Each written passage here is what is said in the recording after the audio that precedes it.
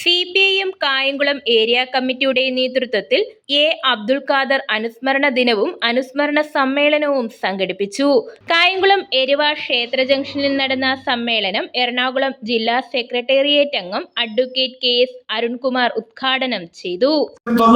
ആഗോളവൽക്കരണ നയങ്ങൾ നടപ്പാക്കുന്ന വർഷം റെയിൽവേയിലുള്ള ജീവനക്കാരുടെ എണ്ണം 23 ലക്ഷമാണ്.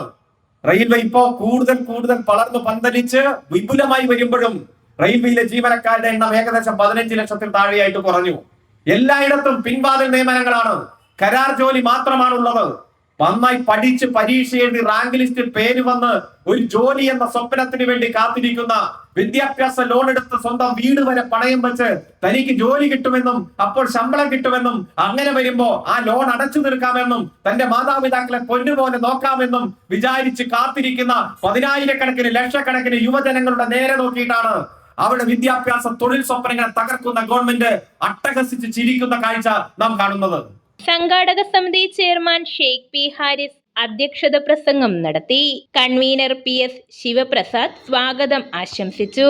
CPIM Kayamkulam area committee secretary B Abinsha, P Ganakumar, U Prathibha, P Aravindakshan, S Naseem, V Prabhakaran, G Srinivasan, KP Mohandas, P Suresh Kumar തുടങ്ങിയവർ പ്രസംഗിച്ചു.